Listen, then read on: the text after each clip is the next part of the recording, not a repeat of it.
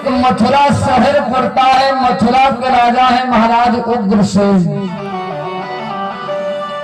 मथुरा में जिनका राज्य शासन चल रहा है, और महाराज उग्रसेन की पत्नी का नाम है महारानी पवन रेखा।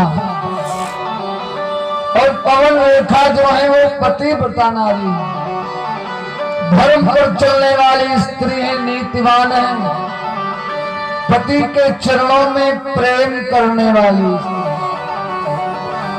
महाराज उग्रसेन के पास धन दौलत सारी व्यवस्था परमात्मा की कृपा से है,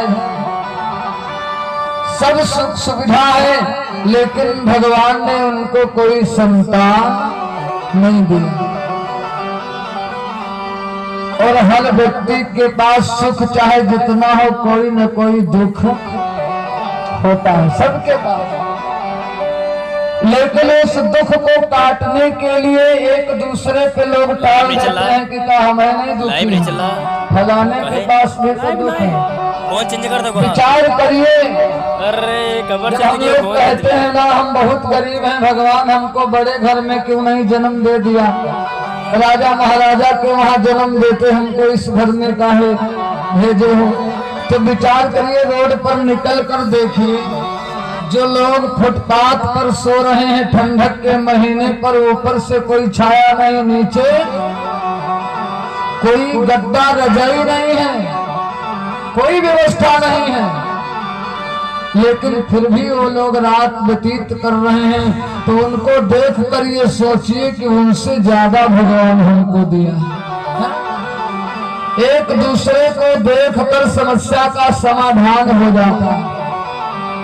तो दुख सभी के पास है, एक दूसरे पे टाल देते हैं। महाराज के पास सारी सुख सुविधा है, लेकिन महाराज के कोई संतान नहीं है।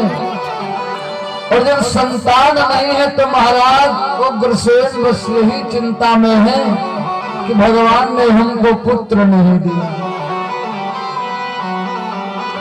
एक दिन का जिक्र है, महारानी पवन रेखा जो पतिव्रता स्त्री है, पति के चरणों में प्रेम करने वाला, उसी को पतिव्रता कहते हैं जो पति धर्म का पालन करे। माताओं बहनों, हम उस दिन बता रहे थे आपको, आपने पालन किया कि नहीं किया? पति के चरणों में प्रणाम करने को केवल बताया था। कितनी माताएं बहनें ये कार्य प्रारंभ किया? थोड़ा हाथ उठाओ।